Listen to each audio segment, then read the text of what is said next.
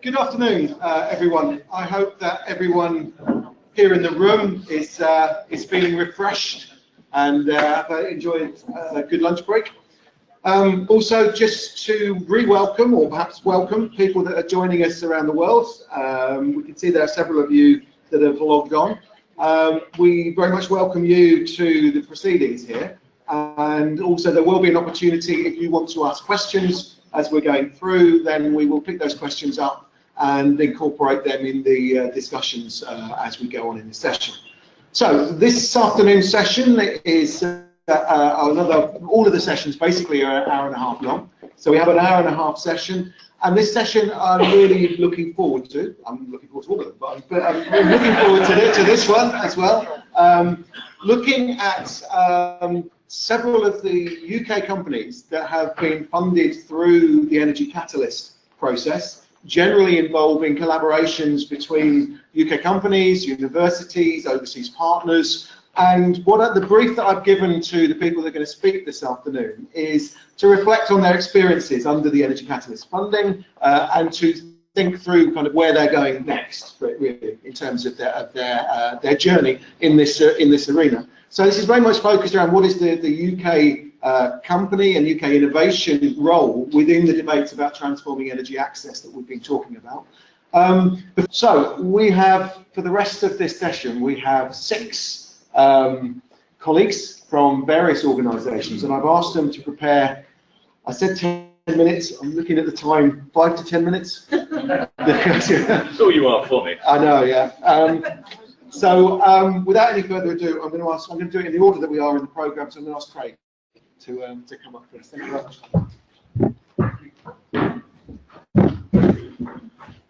Gosh, I'm in a state of shock now. Right, well, let's go straight into this. A number of the speakers this morning were referring to the nexus, food versus fuel versus water. That saves me a bit of time because, well, you know that already, but we're trying to meet a growing demand for all these things whilst reducing greenhouse gas emissions. I'm going to take you through what I'm doing in Southeast Asia, which is to do with rice and how that plays out. Rice is the world's #1 food crop. Its demand is due to increase by a staggering 70% in the next 30 years, and it's responsible, wait for it, for almost half global crop emissions. Just one crop, almost as much emission as all the others put together. And if you look down at the bottom, there's the rice. It's mostly the red, which is the methane coming from the rice fields. And that's mostly because it's a flooded environment usually, and the straw and the roots decaying in that give off methane gas. If you're a rice farmer and you want to do something with all this straw that you've got, this waste byproduct, the stems and the leaves of the rice plant, you've basically got 3 options. I don't know which one you'd go for, but the first is to incorporate it into the paddy field, which, as well as giving off this methane gas, reduces the productivity of your field because it locks up nitrogen and it delays establishment of your next crop. The second option is to give it to livestock as feed, and that's not very good for them. It's got a lot of silica and ash in, and it has poor digestibility. So that also reduces productivity and increases greenhouse gas emissions. Your third option is field burning. Put a match to it, but that will reduce your productivity because it's creating a lot of respiratory illness among farmers from the smoke and gives off greenhouse gas emissions because it's not clean burning. What do most farmers do? They burn it in the field. And I put all the numbers up at the top there, all those zeros to show. 300 million tons of this straw is being burned every year. It's one of the largest biomass resources in the world, and it's being wasted. We're proposing a new solution, which is to remove the straw, and we can see, even before you do anything with the straw, what that does to the greenhouse gas emissions. On the right, if you're incorporating, that methane is bumping up the emissions. Next one in, field burning, still very high emissions. If you completely remove it, you're effectively halving the emissions of methane from rice cultivation. It's like a manure. You take it out, you treat it, avoid those emissions. And then what we want to do with it is to use it for bioenergy. Can that be done? Well, it's not easy, and that's why so few people are doing it. There are a number of critical barriers, and we did a study which I led a few years ago under the USES project called the Rice Straw Energy Project, looking at, farmers aren't stupid. Why are they burning this straw and wasting it? How come we can't use it for bioenergy? What are the barriers? We divide them into technical and non-technical. Technical is essentially the logistics of gathering all this straw that's scattered through the fields.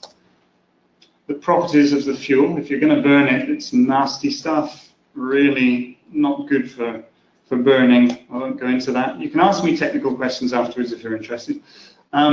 Business challenges, in effect, hardly anyone has done this before, so there's a high risk of failure, and it's hard to get investment. And then there are policy failures, which incidentally, this is a technical project that I'm doing now. It's actually sometimes the government that is creating the hardest problems for us. But anyhow, this is phase 2 we're into now, which is rice straw to biogas project. That's a follow-on from the last one, and it's with Innovate UK funding. We're trying to set up a village-scale biogas plant in the Philippines, taking this straw in. It can be wet, it's okay, biogas is a wet process, and we're making this clean cooking fuel from it.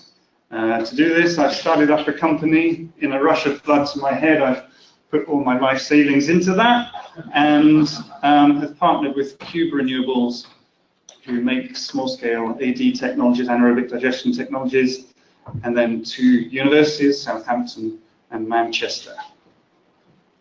That was us smiling at the beginning of the project. I think we're mostly still smiling.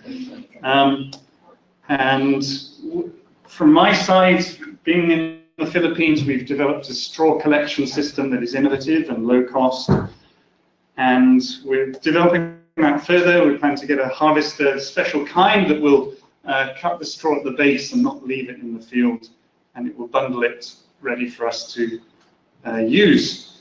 Then the next stage is to break it down a little bit, ready for anaerobic digestion. And so we use it as a growing medium for mushrooms. Philippines imports 90% of its mushrooms, and we grow it on a 15-day cycle, which is enough to get a good flush of mushrooms that we can sell, and then the enzymes in those mushrooms are breaking it down ready for stage 3, which is anaerobic digestion. Cube had happened to have just been designing a digester, low-cost digester, specifically to run on rice straw or wheat straw, and so we partnered to test it out in the Philippines for this project. It's a world first, it's not been done before. It's a dry anaerobic digestion. Doesn't mean it's completely dry, but we basically sprinkle water over it rather than flood it. And then we start to get the gas. And there's the aerial photo of it finished. You're among the first people to see that, because that was just 2 weeks ago that we've put it up there. And that gas can be used for combined heat and power, or just heat, powering machinery, once we've cleaned it up with some kit that's inside those shipping containers, or smoke-free cooking fuel.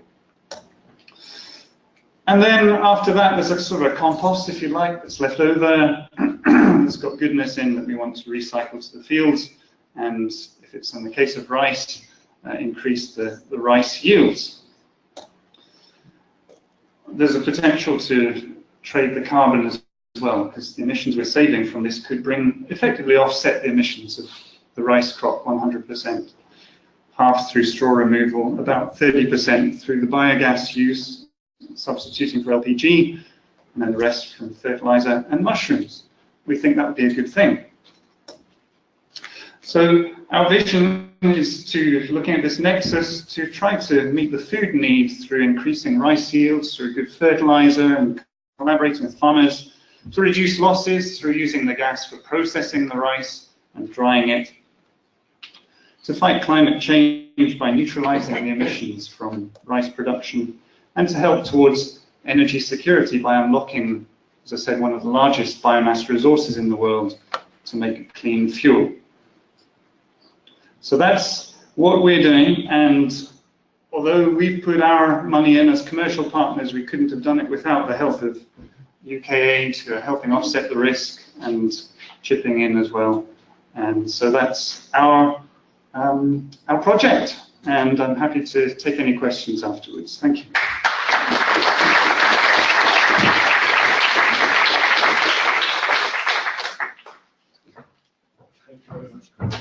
So we're going to move straight on with these quick-fire presentations. Xiongwei, is that, have I pronounced your name correctly? Fantastic. So over to you. Thank you.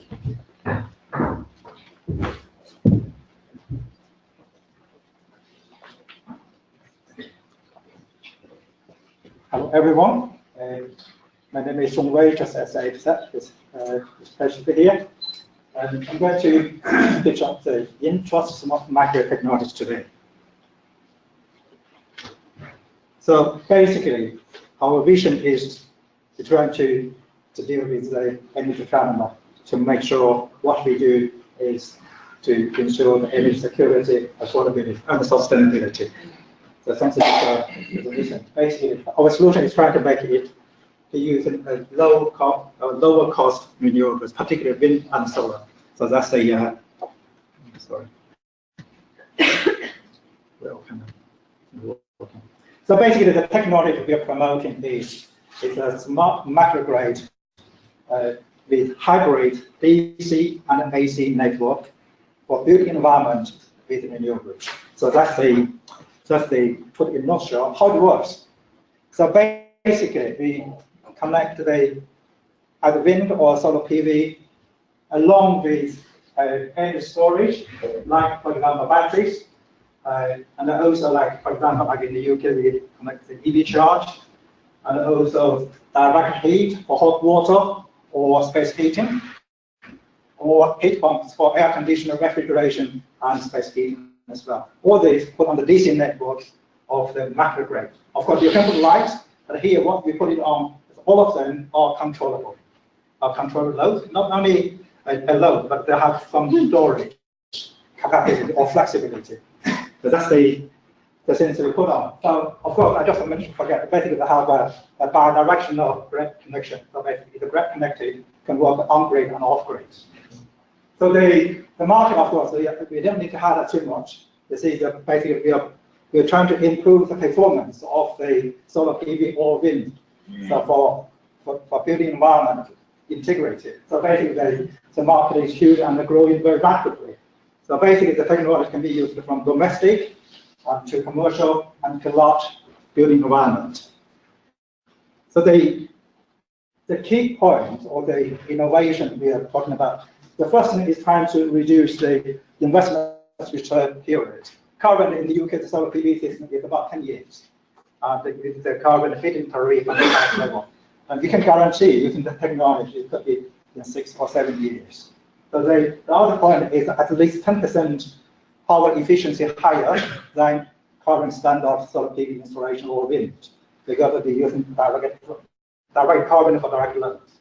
And most important is very low grid connection capacity required, because you have a large portion of the power is delivered direct to load. So you don't rely very much on the grid, which means with the existing grid infrastructure, you can install much more solar PV and wind installations. That's very important to reduce the cost to enable large-scale renewable installations. So that is the key advantages. So far the progress. Now we have with the founder from Innovate UK. Now we have the first product now available. This is a direct heat system. Basically, that in the 2 units. One unit is the inverter under our control, and another unit is our control system along with the power supply for the direct heat. So the direct heat can be used for either space heating using storage heat, or for hot water supply for domestic environment. So this is a 2 kilowatt system. It's already available for pilot. So we already fully tested and under the founder of Innovate UK, and basically now we can allow 6 kilowatt solar PV panel installation on your roof. If you understand the G83, and you're allowed only to use in 3 and 6 kilowatt for grid connection. That's what we do. So we can install 6 kilowatt solar PV panels is only 3.5 kilowatt for grid connection. So that is of course, the key technology we use is a kind of smart power flow management.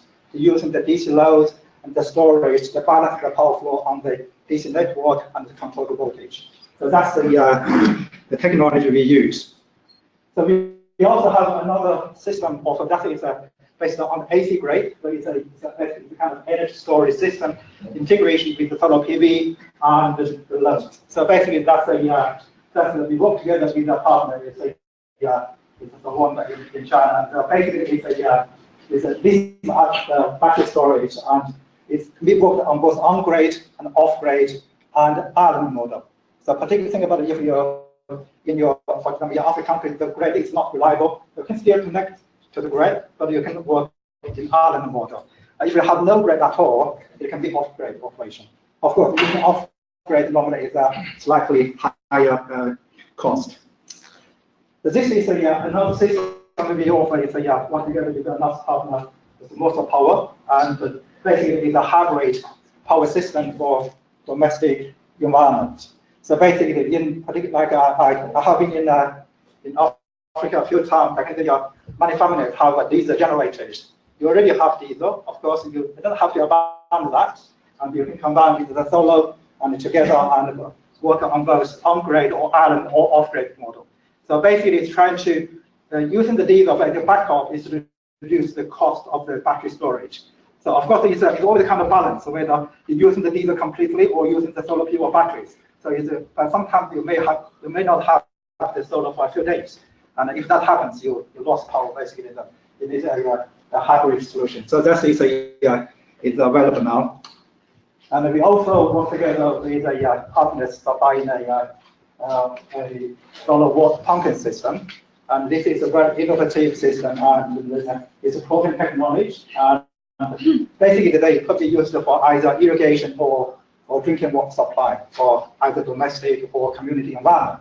So that's the sense about the domestic and the community environment. It can be integrated with our smart macro system. So that's the beauty. And so we also have in progress project now.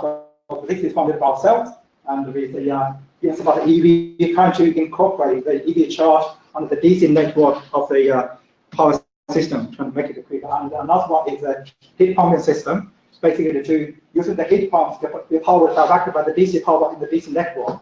So if you're talking about in Africa or in China, the air conditioner almost takes 50% of power consumption during the summer. And if you can increase by 6 or 5% of the power efficiency, that's enormous. So they are, at the moment, we are developing a manufacturing facility in the UK, trying to make it available for UK, EU, and African markets. And so we are partnership with the field installers in Africa as well. We have appointed a African director, and also we are doing also smart building and smart community, smart cities research as well. So that's me. Thank you.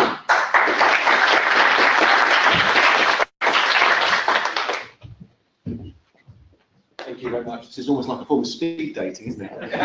But thank you very much for everyone to going through this quickly. I think it would be great that we get some discussion going at the end of it, and we wanted to give an opportunity to as many companies as possible. So Trevor, next.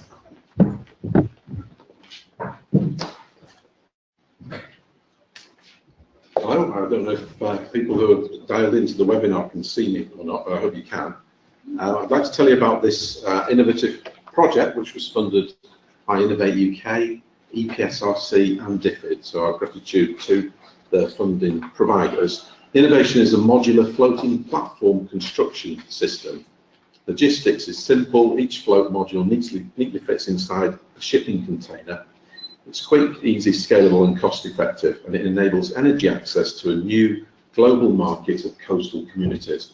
I've read that because I can't remember it. This is a 1/50th scale model of a module that will neatly fit inside the 40-foot container, which would be about nearly as long as this radius wide. And this is just to familiarise yourselves with the terminology. This is a bundle, it's a sub-assembly. So I'll spin through this presentation. This is offshore wind. Most of the technology for offshore wind at the moment is fixed bottom, so the units on the left-hand side are in shallow water, relatively shallow, up to a maximum of 50 metres. The stuff on the right-hand side are new concepts that are being developed for floating offshore wind. So coastal regions that have got deep water, where there's the continental shelf, such as around parts of the UK, need floating offshore wind. There's some known pipeline, mostly for developed countries at the moment, but for developing countries without infrastructure access, there's no technical solution at the moment, not that we know of anyway. So fixed foundations, monopiles, jackets or lattice structure, and gravity-based foundations. Floating foundations at the bottom, the two on the left, are called semi-submersible designs. The one on the far left is called Fukushima Forward, and it's currently moored off the coast of Japan, where there was the incident with the nuclear power station. The middle one is a floating structure that was built in South Korea for American-Portuguese consortium, and the three models there show the spar type, which is the spike of those off the coast of Scotland, which Statoil, now known as Equinor, are demonstrating. So this is the problem. People have got locations, have got access to high-yield wind, they've got the right sort of water conditions, and they've got a requirement for energy mix. And they've got basic quaysides, but nothing else. So generally the market will be dependent on fossil fuels, no access to large construction yards, and it's just entirely not economical at the moment. This is a consortium that we put together and we ran for a 9-month project. It was £300,000 of eligible cost for funding, so 2 academic institutions, and you might wonder why automotive manufacturing practice was in this, and the intention is to use low-cost manufacturing techniques, volume manufacturing, in what would be more like an automotive factory environment rather than a traditional marine shipbuilding environment. This is what the modules would look like if they're alongside a quayside, and this is some of the work that we've done. We've done structural analysis with Strathclyde University and PDL Solutions. We've done some wave test tank modelling at Strathclyde University at the Kelvin Hydrodynamics Lab, which is the picture on the bottom right, and that's a semi-submersible design. You can see the pontoons are submerged and the columns are sat above the water, and that means it has very low disturbance forces from the waves, so you can operate in very large waves. So that unit on the right hand side would consist of several bundles like this connected together. And you might wonder how they're going to be connected together, but those would be done underwater. So all the pieces would be shipped in containers. Mobile cranes will be used, and they will be on the basic quayside, so no shoreside cranes are required. The towed out, and the pattern that has gone through the international stage now, it's going to the national phase in 7 jurisdictions. It is about the ballast system inside these. There's a series of tanks inside, so we can change the orientation of these underwater. You can take them down, bring them back up. We can change the orientation like this. We can move it like this and move it up and down. So that's the key to achieving this. The unit's brought back into shallow waters to load the turbine on, and it's taken back out into deeper waters to deploy it. So we don't need a big shipyard, and we don't need a big floating crane, which is normally £300,000 per day charter rate, the units on the right hand side. The intention is to do it completely diverless and without remotely operating vehicles, so that there won't be a necessity for people to be exposed to the dangers of subsea working. This is just an image of what one looks like. It was moored alongside a quayside. Those cranes are not needed. It's just really for perspective, this image. And this is the logistics intention from a UK manufacturing plant by road, rail, sea or barge, or even deploying immediately off the coast.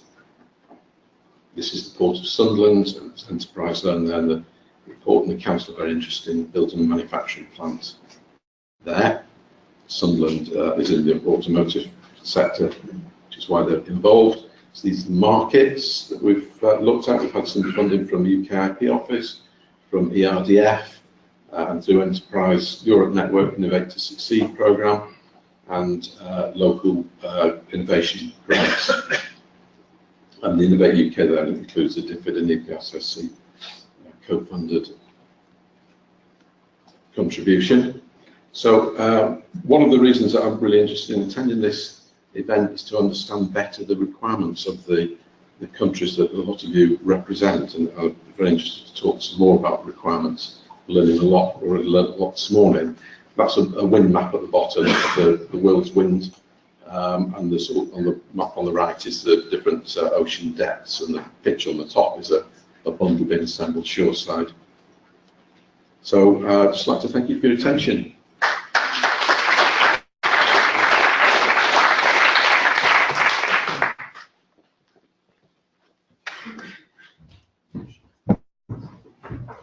Fantastic. And I'll introduce Colin Mallet to you.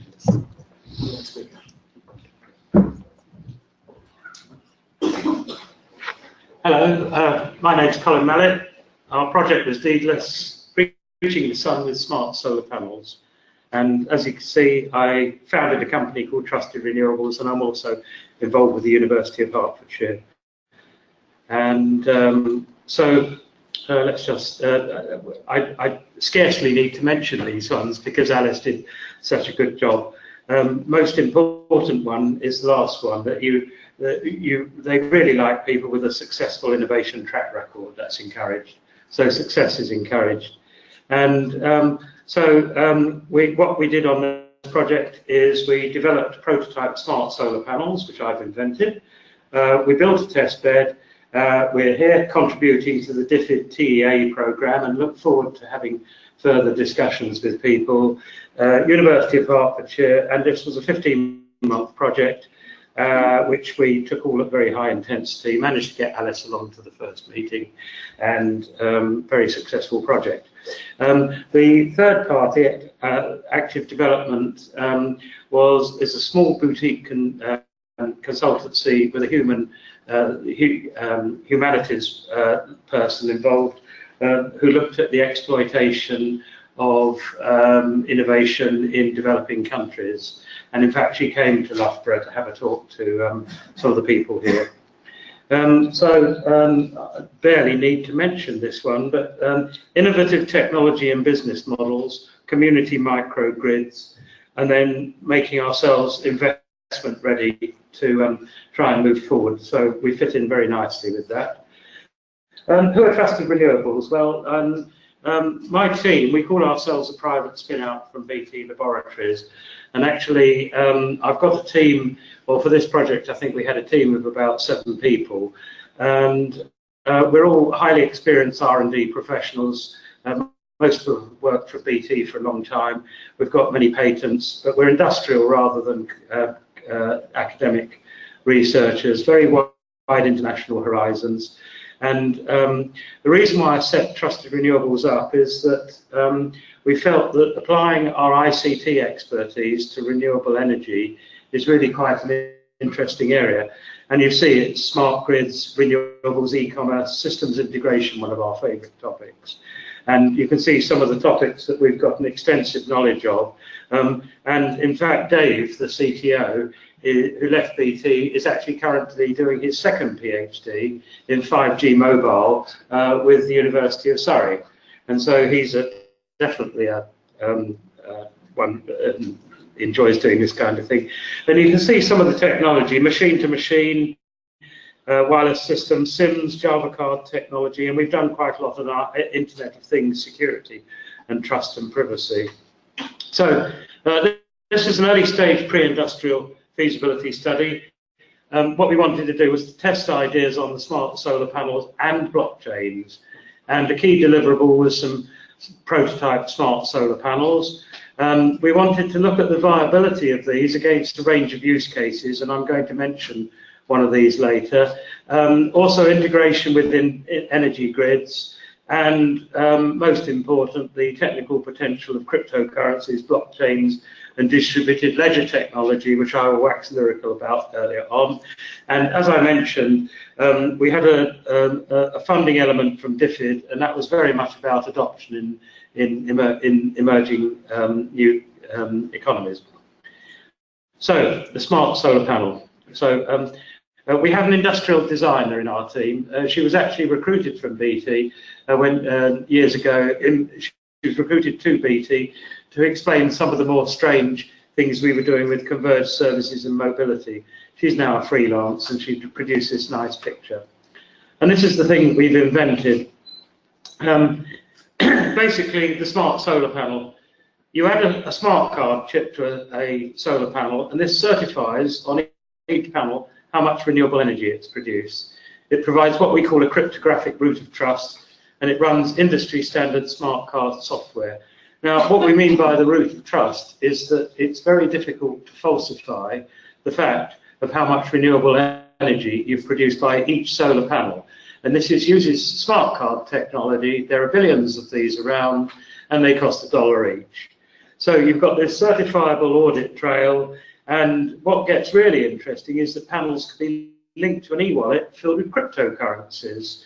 And this leads to the idea of solar gardens, which I'm going to mention later. So, patented this. I actually, priority date is nearly 10 years ago, 6th of January 2009. I spent most of 2008 writing the patent, and it's now been granted in the national phase in 34 countries, and it's now very close to be granted in most countries. We're waiting for the patent in India, but the rest of them are coming on nicely. And what was really nice about this particular energy catalyst project was that we were actually able to create a new patent, have it published and issued during the 15 months. I mean, that must be a record. And this was a continuation of our American patent, and it goes into more detail. A continuation strengthens the claims that we've got in terms of being able to interact these smart solar panels with battery and energy storage. And so the University of Hertfordshire, their main role, they have a thing called the Smart Lab, Electrical Engineering Department. I'm an electrical engineer, and they built a test bed. Here's the University Smart Lab team. We've got Sudha on the right, who is a Tamil, and the two guys in the middle did most of the electronics. We've got Emilio from Watford, and Sarah, who came from Iran, and this is the University Smart Lab where they did the work. And this was some of the stuff they developed. There you have this embedded secure power reporting unit, and on the right you have this amazing chip, which is the, I can't remember which one it is, ESP8266. I think it's been superseded now. And this chip includes what they called the Snake, which is a Wi-Fi antenna. And essentially that provides you with one of these Internet of Things machine-to-machine nodes. And then we chose Multos, which is a multi-application smart card operating systems. And I was looking back through my paperwork, and it was nearly 20 years ago that I first recommended Multos as an interesting operating system. The Multos consortium, which is a not-for-profit organisation which we've joined, actually has a guy called Dave Meaden from MasterCard as the chairman. So we're well coupled into e-commerce, and it's very well suited for Internet of Things. The board at the bottom, you may recognise it, it's a Raspberry Pi. And the Raspberry Pi was good enough for what we called the Module 400. The Module 500, what that did is it was embedded, one of these would be embedded into each solar panel, and the 400 you would have to collate and bring things together. There it is 3D printed. We also wanted to develop a functional specification for this. The reason for this is to move things forward for production. And fortunately, with solar panels, there is an alliance in America called SunSpec, which is developing a number of interoperable proposals, a number of ways of doing interoperating. And we've got a manufacturing partner in Wales that actually made the prototype panels. And this question of the TRLs is this question. We achieve the TRL level of 5, which is prototype panels. And to launch this, we'll need some more investment to take these up to a TRL 9. But GB Sol are a very good factory. They're the only remaining manufacturer of custom solar panels in the UK. And as you see, they focus on training, and they also focus on qualification and testing. So they make an ideal industrial partner for us. I'm just going to very quickly mention blockchains, because they're quite important. The blockchain ledger is very important, and it was recognized as very important for developing economies. And the reasons for that is that it's called a trustless network, where the records are immutable. And what it does mean is it's very difficult to alter the records, so that actually you can use it for inventory management and audit trails for things like aid and investment. I won't really we're saying that there's a distributed ledger. And just to remind you that there's a lot of hype going on with blockchains at the moment. And what we need, which is what we developed in this project, is a clear specification on how they can be used. So just briefly, the idea is the solar garden.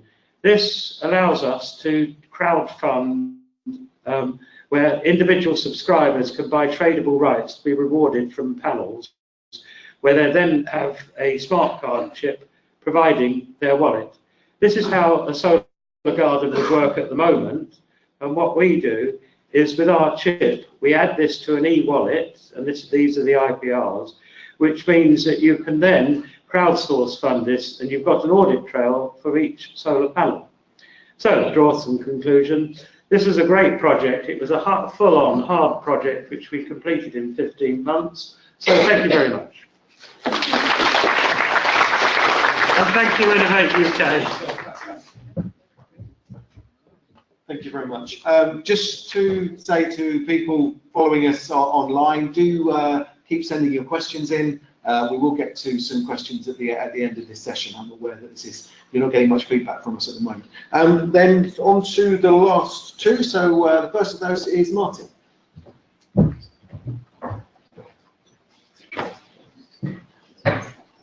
Hello everyone.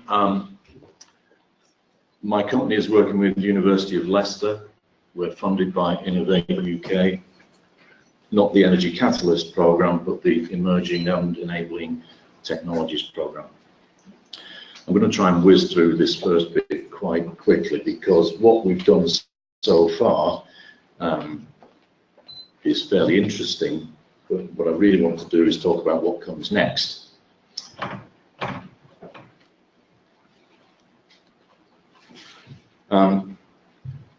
We've developed satellite-based Earth observation technology that will look at river valleys and assess sites where you could install micro hydropower.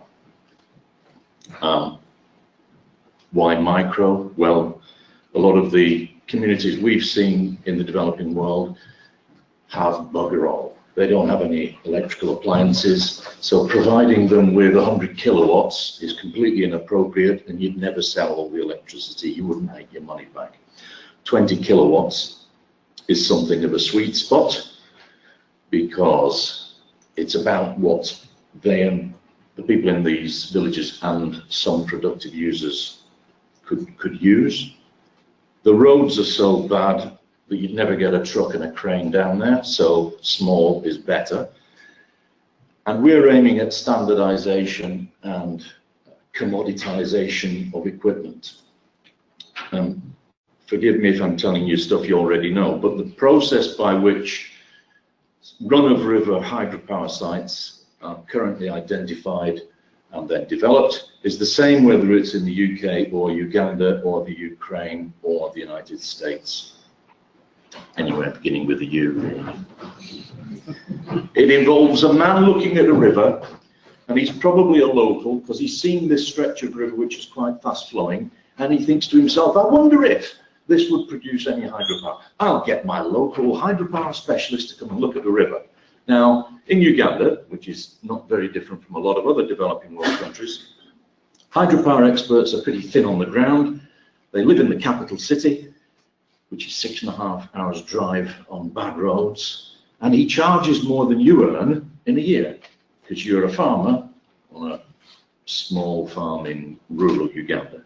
Now, if he comes out to your river, he looks at your river and he thinks, right, okay, we can get something here, and he'll design a scheme which is bespoke for that river.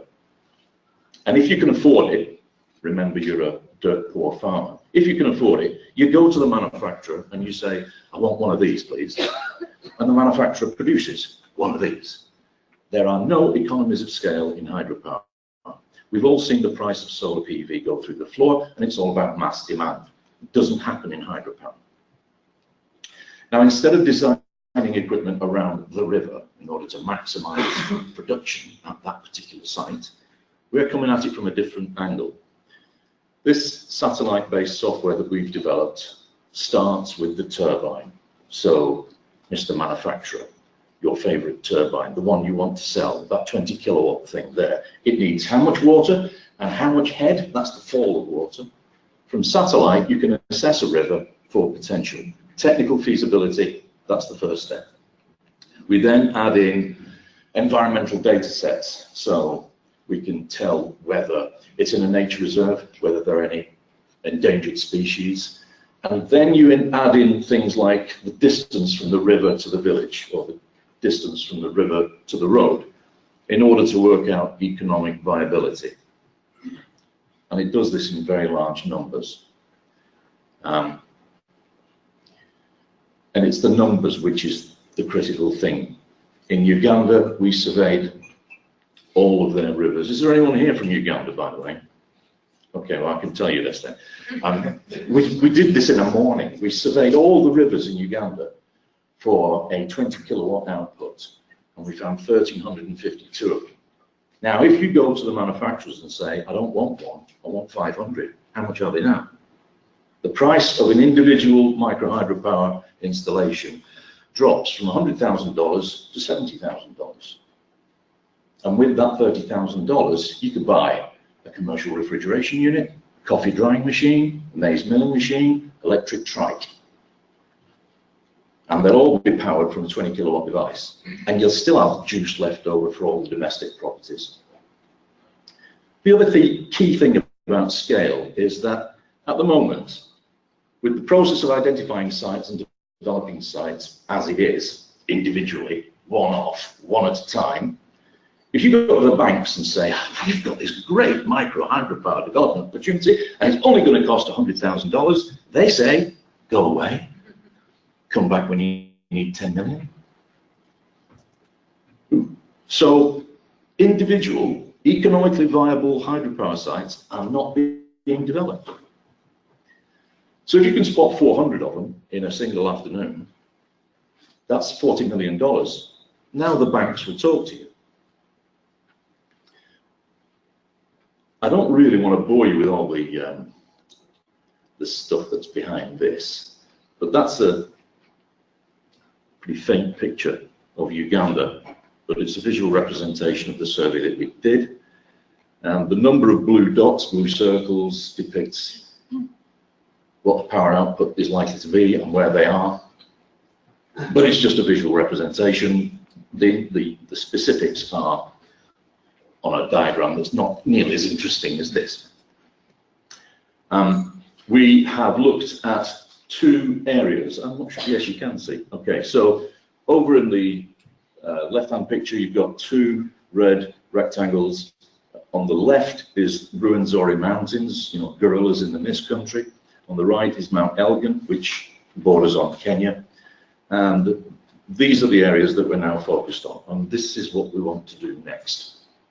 What we found in the rural communities in the Ruwenzori area is that the poverty is so acute that these are subsistence farmers picking coffee cherries from the trees, putting them on a tarpaulin, if they've got one, and hoping that it doesn't rain in order to dry them out.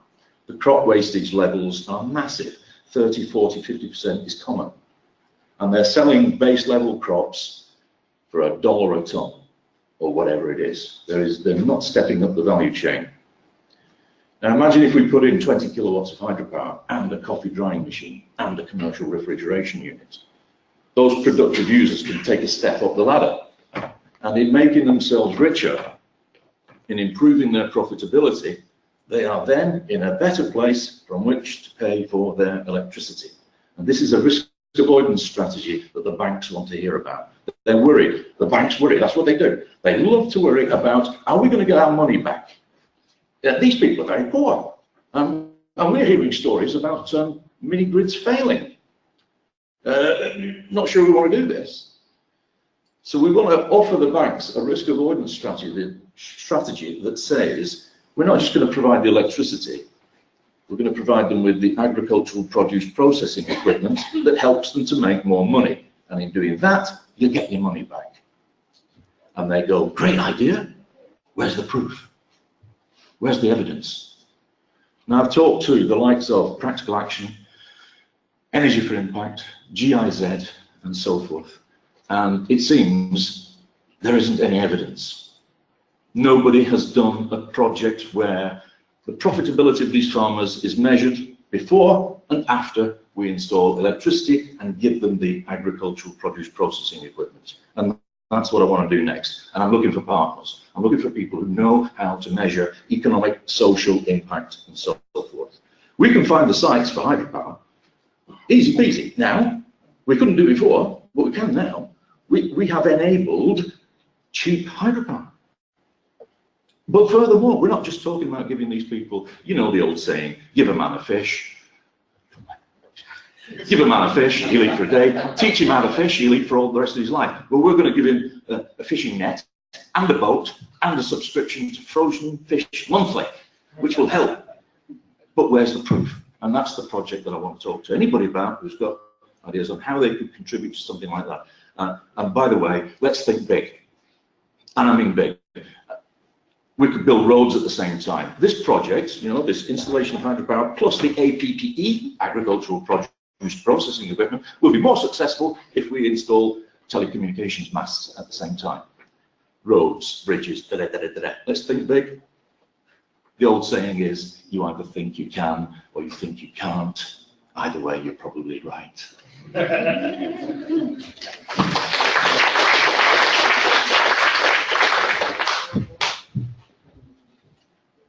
Do you get the final slot, Simon?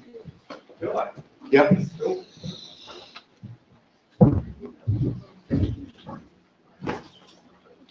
Right, well, I'm going to tackle it totally differently. Those of you that know me know that I often do. I was actually following the brief, and I wanted to talk about the Innovate. I'm extremely conscious that I'm the, well, I'm either the sixth or the fifth. Sixth middle-aged, elderly, grey-haired man. So our gender balance is not that great, for which I apologise. Some of you will know that we've been championing for the last 3 years solar electric cooking. 3 billion people still cooking on biomass, need some sort of step change, something dynamic. Previous speaker said PV was dropping through the floor. We also see that lithium-ion batteries dropping through the floor. So we, back in 2014, said that probably by 2020, the price, the discounted monthly price of a solar system capable of cooking would be of the order $10 to $12. 1.2 billion people in the world pay an average of $10 to $12 for their cooking. So there was a possibility. Since then, we've carried on exploring prototypes and ways of doing things. And then the Innovate grant was actually to really consider the market, because we wondered about things like behaviour change, what people's aspirations were, and very people-centred. So my pictures are all about people. And what we did with the Innovate money were focus groups in 3 countries, Zambia, Myanmar, and Tanzania. First of all, we did a global ranking of all countries, and that is an open access database that you can have a look at. We took, I think of 70 to 80 parameters for every country, including things like solar installation, but more importantly, things like corruption index, how much charcoal was being consumed, and kerosene, business environment. Those features all work together to give us a ranking of all the countries in the world where solar electric cooking might first take off. And that, towards the top of the list was, actually at the top of the list was Kenya, but we thought we knew enough about Kenya, so we discounted it. I apologise to any Kenyans in the room. Oh, poorly Simon. And we went for Tanzania, who came out second. Zambia was really interesting because Zambia actually was one of the few sub-Saharan African countries that did already cook with electricity in the past, but then its grid electricity became so unreliable that most people jettisoned it. And so there were lots of people who had vague experience of cooking with electricity. And we went to Myanmar because we knew that DFID was interested in Myanmar and we might get further funding. So they were number 8 on our ranking, but it did provide a really interesting alternative environment to look at, because in Myanmar we found the one person in the world who's already cooking with solar electricity. This lady had rigged her own system. Now, of course, it's technically possible to cook with solar electricity. That's not really the question. If you have a big enough, if you have Mr. Xi's, 6 kilowatt of panels and 3 kilowatt battery hours, yeah, of course you can cook with. The question is, can you cook affordably in remote settings and reliable? So what we have, we had various stakeholder meetings. We had various design challenges. We did bake-offs, and we got people to come together, ordinary households, and say, well, if you were going to design a cooking system, what would it look like? And you'll see that people have in front of them the multi-cooker. Now, there are 2 things that my Bangladeshi colleague always says. Number 1 is, it's temperature that cooks food, not heat. Once you raise a pot to the temperature that is going to cook the food, if you can keep it there, it'll carry on cooking. So you have things like the fireless cooker, practical action in the room somewhere. They were championing that. Wonder bag, where you take the pot off the stove, put it in a highly insulated environment, it'll carry on cooking. So it's temperature, and so we've got to minimize the loss, right? The other thing that my Bangladeshi colleague Rizwan says is it's about there's no airflow in electricity. In all other fuels that are used for cooking, you've got to have a certain amount of airflow, even with LPG. And that means that there is hot air going off somewhere into the ether. So actually people do realize this with electricity, and you have these multi-cookers.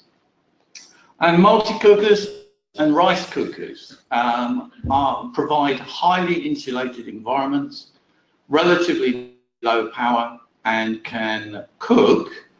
So the bean boiling challenge, this is one of the design teams that have just won their design challenge.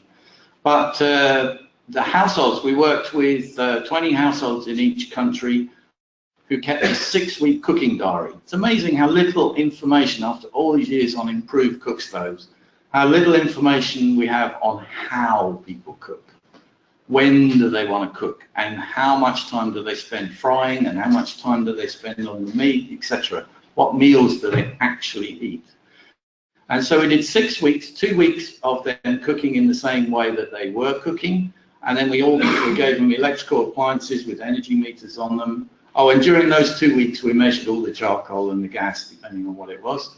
And then for 4 weeks, they cooked with electricity, and we measured that. And then we also set them a challenge at the end to the bean boiling challenge. What was the least amount of energy you could cook your beans and still have them taste nicely? Okay, there's a factor of 10 between those people who cook their beans in pots and pans on hot plates and those people who got used to the multi-cooker and were able to cook in a multi-cooker. So we believe the multi-cooker is the LED of our whole proposition. And of course, we engage with stakeholders. This is newspapers reporting on us in Tanzania, and it's all about the food. Got to have nice food. I said I was going to talk about something different because I want to talk about Innovate. Innovate, sorry Alice, but Innovate really didn't suit us. Okay, Gamos is a small consultancy that normally works for DFID. Unlike these other gentlemen that have been standing here, we don't have a product and a widget. We're not in it to make the best possible solar electric cooker and then sell it and make a profit. We want to encourage the world to think, okay, you've done solar lighting, you're doing solar mini grids, can you include cooking in it? And so we wanted to find out ways to reduce the cooking needs, to make sure behavioural change concerns were in there. How come Joy Clancy's not in the room? Joy, where have you gone? Oh, you know, because you know, actually one of the strongest selling points of this whole proposition is the ladies say, but we keep our dress clean. You know, we as scientists talk about the breathing in of the smoke and the 4 million people who die every year from indoor air pollution from biomass cooking, and yet actually their concern, their joy in what we were suggesting to them was that they could start the meal looking pristine and they could end the meal looking pristine. And that to them was a fantastic joy. And they have all the families that have taken part in the countries continue to cook on the electricity after we've left, and they're extremely evangelistic with their neighbours. And it's embarrassing that we haven't actually got to the later, you know, commercial lines of the value chain and everything. Alice, I was going to talk about Innovate. I was saying that Innovate didn't. Oh, am I there already? Innovate didn't suit us because we only got 70% of our claim back. And for a small consultancy, yeah, you're not allowed, the rules are not allowed any profit margin. We could only claim our salaries, and we could only claim 70% of our salaries. So actually, Gamos ended up being a considerable funder of this project. And as a small SME, that was not helpful to us. Innovate is set up to encourage UK businesses. And I'm saying this only because some of you will be considering Energy Catalyst 6. It's set up to do UK businesses, and it makes sense. If you're going to produce, this is discrete choice modelling, by the way, just to take a random, and I encourage anybody thinking of future stuff to look at discrete choice modelling as a way of getting people to explain what their preferences are.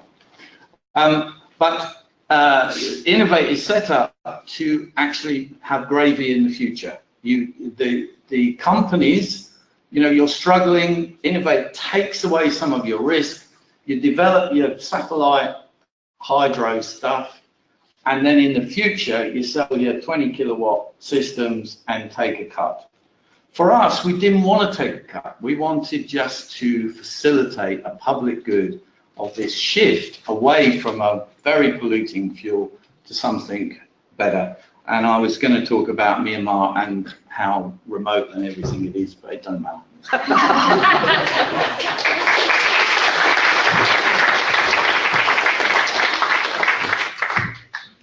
Right, I'm going to turn things around. But firstly, to say 3 very quick things.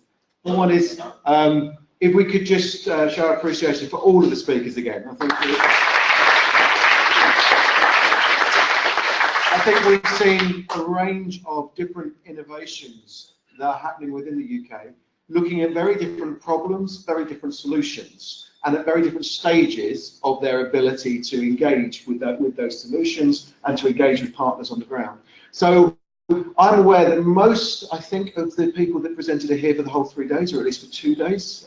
Forgive me if I'm wrong, but I'm getting lots of nods. So if you're looking, I think really one of the main things is you've heard from them where they're going, what they're looking to do. They don't know necessarily what you do. So do seek them out over coffee in a few minutes' time. Talk to them about their projects, what they could do to, if you're here from one of our southern partners, what they can do in terms of making their product the most useful or the most interactive possible with the types of partners that you work with. The same goes, I guess, for those of you in from the companies themselves. There are all sorts of people here that will be able to help and to advise you on where the next step for these projects are.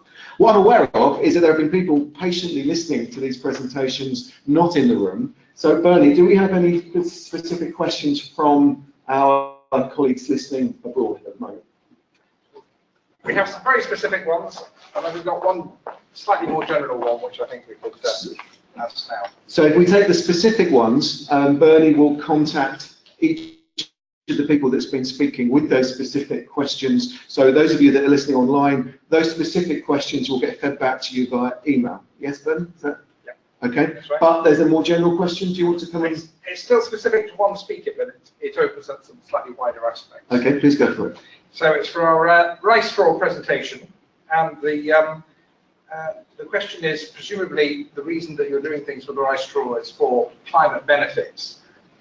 What if you used the bales of rice straw for insulating building construction? Would the amount of carbon that you save because you have better insulated houses have a greater or lesser impact than what you're trying to do with the straw at the moment? Okay, well, most of the rice that we're dealing with Southeast Asia, it's kind of a hot, muggy climate anyway, around about 30 degrees Celsius. So insulation, unless they've got aircon, is less relevant. Plus, there's about 600 million tons of this stuff. That's a lot of insulation. So we're going for the big energy market. Okay, do feed us in any other questions if there are any, Bernie, that come from our colleagues that are listening on the joining in via the internet. I'm going to throw this open now. Can I ask, actually, given we only have about 10 minutes, can I ask for questions and clarifications rather than extended comments? Okay, so we'll try and get as much interaction on that level as we can, and then we can carry on. So I can see 3 hands up. I'll take this 3 first. So Eva, John, okay, 4, Chris, and I think it's Colin. Okay, mine is very quick. It's to Craig. How are you planning to distribute the energy? That's a really nice quick one. Wait, we'll take this, John. Yeah, so my question is for on the hydro on the run of the river hydro. What questions of seasonality? I'm interested in seasonality and that's effect on production. That's my question. That's the same question, and then I think it was Colin over there. Take yours as well. My question goes to BP. I think there's a comment that say a large powers and prices will not be suitable for subsidy. It would be interesting to know how do you arrive at the decision? To DFID, sorry, there wasn't a presentation. Yeah, there was the first presentation. From Innovate UK, it's not DFID, it's a separate part. They say we can't get funding from DFID for that kind of person. How would that decision arrive? I think it would be interesting to know. Even the size of something, they can only fund from 10 to 50 kilowatts. But the energy needs, and I think that's where most of the problem comes in. Okay, actually, we'll take those questions, and then I'll come back for another round of questions, okay? So, who did we have? Actually, wouldn't do it from down there, I think. So, Craig, I think, was one of the... Okay, so the question was about how we distribute the energy. At this point, I'm going to have to ask Alice to close her ears. When we were writing the proposal, we said we're going to produce biogas and very versatile fuel. The assessors in the first round said, well, tell us what you want to do with it. And so we had to put in one particular goal. We were looking at reducing the deaths from breathing in smoke and so on. So yeah, that's it's a huge energy need. And so we focus on that. It doesn't always work as you put it in the plan because, as I mentioned earlier, a lot of the people, we're talking about behavioural change, we're talking about a fuel that has to be sold to some of the poorest people in the world. A poor rice farm rice farmers, they're doing the quality crop, if you like. So there's not much money going around here to spend on an equivalent to LPG, otherwise they'd be buying it already. So we decided to look at, okay, can we use it for agribusiness, for food processing, and then we've got a hub where we're adding value to the supply chain we're already in, with rice, drying, powering a mill perhaps, growing mushrooms. And then we're creating jobs there that we can then, as people get a bit of income, we can offer them the gas as a cooking fuel. In terms of practical logistics, so there's a sequence, do you understand? You know, we're trying to develop wealth or opportunities in an area, and then off that, they can afford the fuel. That sequence aside, there are challenges in logistics of how to get the gas to people. In the Philippines, we have trucks driving around with LPG on the back. We've been looking at that. We are processing the gas and upgrading it to methane, and then putting it into canisters and compressing it to about 200 bar. And then you can take that off and do stuff with it, cooking for catering establishments, individuals. We also are trialing something called a biogas backpack, which you don't need to upgrade because that's expensive. You just take the raw biogas and put it in, and it's like an inflatable bladder that people can put on their back with straps over and just walk home with it. That's particularly developed for Africa, but we're trialing that. Yeah, there's a few different routes. I mean, if you're going for a large plant, you could actually put pipes under the ground and have a gas grid, mini gas grid. So yeah, we're trying all this. Well, not that last one. We're trying different routes. Just one question. Actually, can we finish off with Rice is a seasonal crop. It's one season crop in India. I don't know how to. So how do you maintain the annual employment in that industry? In the Punjab, there's just the rice and then the wheat followed on from that, and then the rice. Generally, we're in Southeast Asia where it's rice and then rice, or even 3 crops a year in some cases. So there, it's definitely a case for using the straw. But where it's flooded rice to at least 2 crops a year, that's where we're focused, because then you've got the problem. Can I ask you to take this question over coffee, so we can get on to the responses to some of the other questions? There was the hydro question, I think. I probably don't need a microphone. It picks up for the... oh, right, of course, yeah. So the question was about seasonality of flow in dry seasons, wet seasons, and how do we work around that? Well, one of the reasons that we selected 20 kilowatt as our sweet spot is that there's an awful lot of rivers that will produce more than 20 kilowatts, 50 kilowatts, for 9 months in the year. Not for purposes of standardization and commoditization of the, we're aiming just at the lowest flow. So if it'll produce 20 kilowatts for 365 days a year, you're in. We're not interested in 50 kilowatts for 9 months of the year. Is that your question? Yep. Thank you. Alice, did you want to take that question? Or yeah. Yeah, hi. So basically, there's £5 million from DFID and then £3 million for the bioenergy side, and they have dictated that that's what they're looking for. So the moment in discussions that we're having with them, they've said between 10 kilowatts and 50 kilowatts. So that for us is, we can't, Innovate UK is non-negotiable because that's what the people that are asking, given the funding, the capitalists have said that they want. So that's why it's there. If that's a particular concern for you, of course, go back and say we've had these concerns. So if you submit a thing through support, we can take that forward to them. But at the moment, that's kind of what they're saying. I thought if you went above 50 kilowatt, you'd probably be looking at the entire budget for one project. Yeah. So yeah, that's why. So the other thing is Stephen would have been able to address that question in terms of DFID's thinking. Stephen has disappeared. He had to go, unfortunately. John, have you got anything further to add? Sorry. No, that's all right. Okay, that's great. Let's take another. We've still got 5 minutes. We'll take another round of questions. I've seen 1, 2, 3, 4, 5.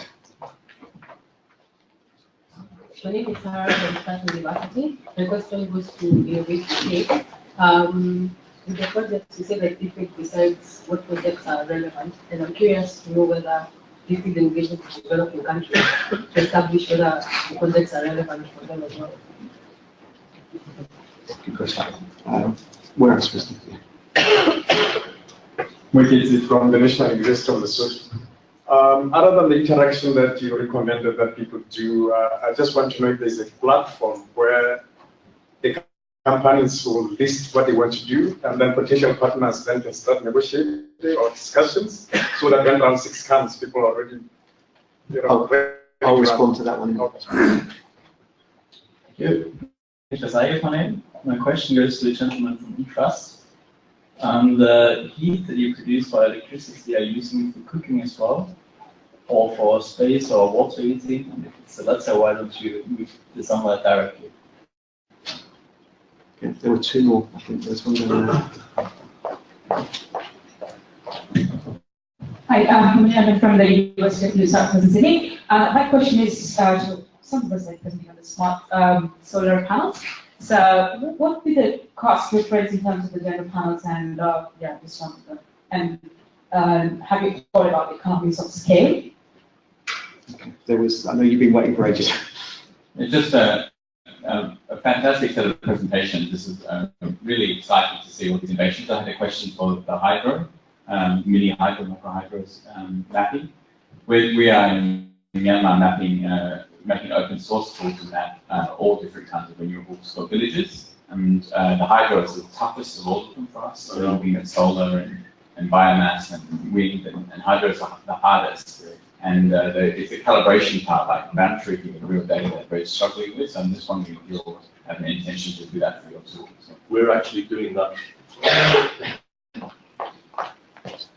Yeah, the ground truthing, that's going on right now. Our current project, the stuff I'm working on right now, began 1st of July last year, runs to March 2020, is going awfully well. We're ahead of schedule, so we're starting to think about what comes next. But within that project, we are completing the development of the satellite-based software, within which there is some modelling of river flow. So we've got a pretty sophisticated model, but we're going to test it. So we've got to make sure that if we say at lowest flow, that river, going up the last 20 years history, we can compare photographic images with known flow. But if we can test the flow, or rather the accuracy of that particular part of the model, then we'll know that if we say there's 550 litres of water per second, it's pretty accurate. But you're right, assessing potential of hydropower has been, it's not even a black art, it's a grey art.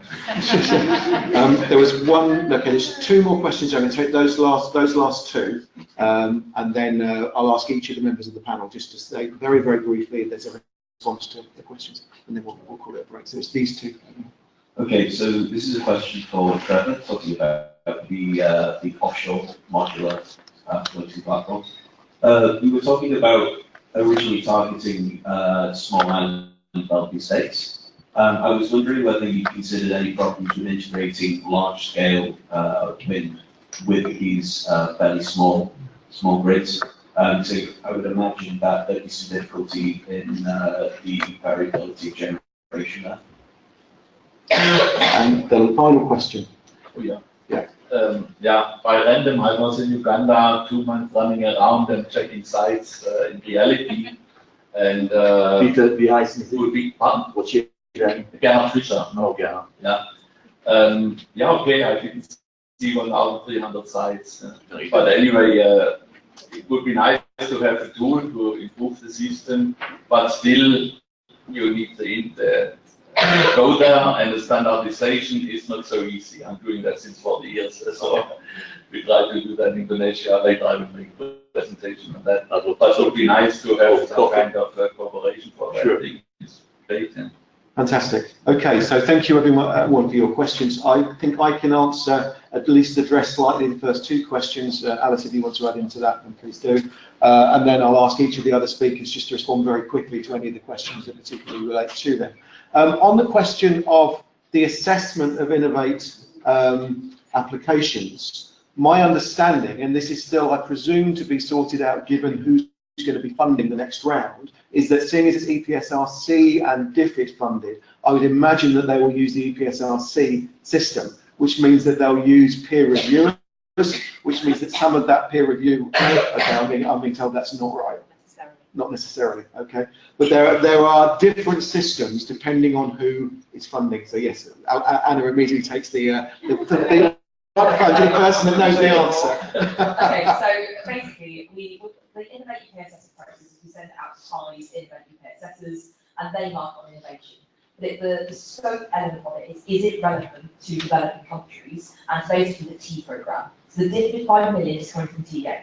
So DFID obviously know what their priorities are, and it's all set out online, and it was part of the eligibility criteria for energy category Plan 6. And so they will have the ultimate decision of, if you're going to suggest that nuclear is relevant to developing countries, and you give all the evidence, they will review it and say yes. I think John is also. Can I just offer, if anyone would like to test eligibility in advance, then please contact me.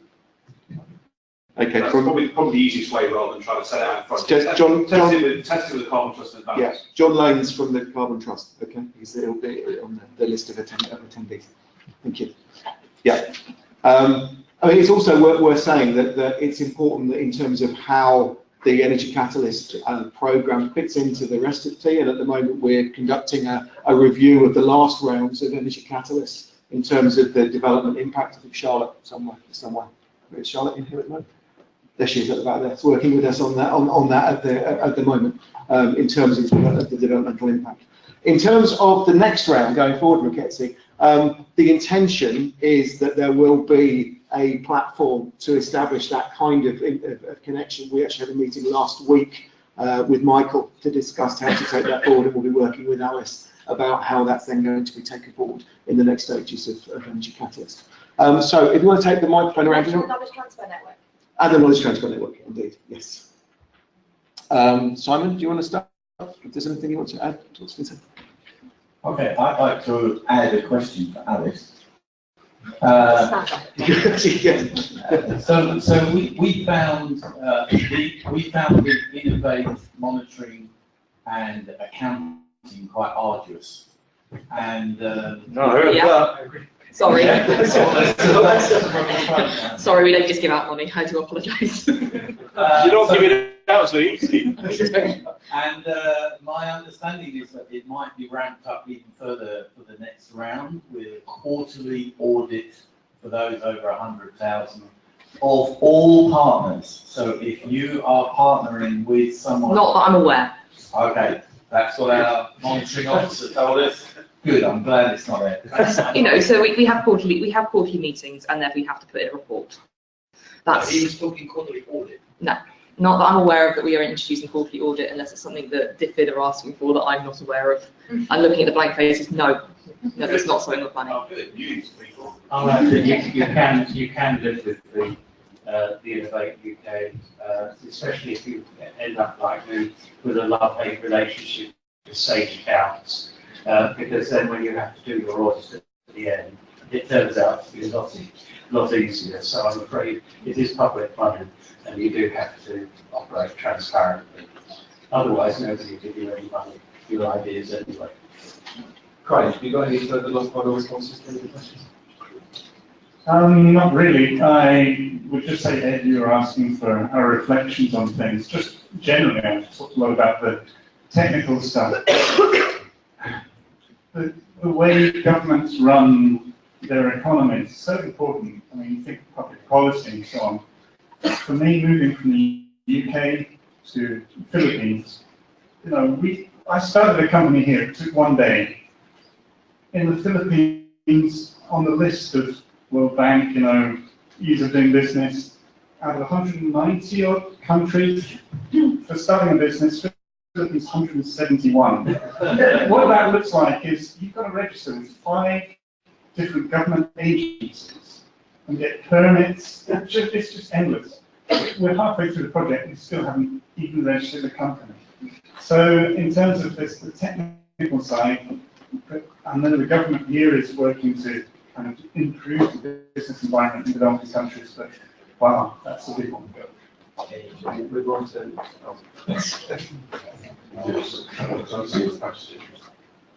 Next stage is to make a very small floating platform with 5 of these, with carry a 50 kilowatt turbine. What I showed you earlier was 2 megawatt turbine. But one of the challenges that we're integrating with large offshore wind farms with fault lines for electrical interconnectivity and voltages now, it won't be impossible by any means, but it exists small and Just a quick answer to your question. Basically, for the MicroGrid for cooking that you mentioned and the hot heating purpose, the idea that probably developed basis to divert portion of the solar PV power directly to the heating system, either immersion heat or advanced cooking. Basically, I think we can work together to develop a really very good power unit for the cooking device based on directly the DC power from the solar PV system. The efficiency, if you look at basically the high voltage DC from solar PV, and it goes direct to the immersion heat of the cook, basically the efficiency at least 98%. It's not going through the grid, through the inward, but at least 5%, and then goes to your cooking. So basically that is high cost and also low efficiency. Because for cooking, you need a device to control the heating process. So basically that is exactly what we're doing now for the immersion heat for hot water and space heating. Basically trying to use the flexibility controllability to control the power flow on the DC layer to match the power generation from the solar PV, what then doesn't impact the effect. Just like add a footnote to what I was thinking about. Something that may know about MCOPA, which is a very interesting business model for people to effectively have solar panels on hire purchase, and where you're expected to pay your payment every day, presumably through M-Visa or whatever. And in fact, if we add the smart card chip, it means just like your bank card, if your bank card is stolen, it stops the it would stop the panels working if you don't adhere to the terms of your leasing deal. So we've got quite a useful tool for perhaps managing corruption or loss of assets or things. And so I'm interested in talking to people. I'm already beginning to talk to people about how we could perhaps fit this idea in with the sort of asset management part of the aid. Colin, what about the relative cost? The question is about the relative cost. Yeah, well, when we did our feasibility study, we had a difficulty, the bill of material getting up to $10. The smart card chips in small quantities are $1. And after all, smart cards are used in pretty well every country around the world, and so SIM cards and things like that. So obviously there is an issue of the relative cost, but like most consumer goods, the price is going to come down anyway. So I think it's one thing we need to be aware of. One final thing. Do you want to say anything? No. No, thank you. Okay. Right. So I think that brings us to the conclusion of this session. Thank you all very much. Thank you once again to all of our speakers. And we'll now have a, let's say, 25-minute break back in here at 5 past. Thank you very much for 5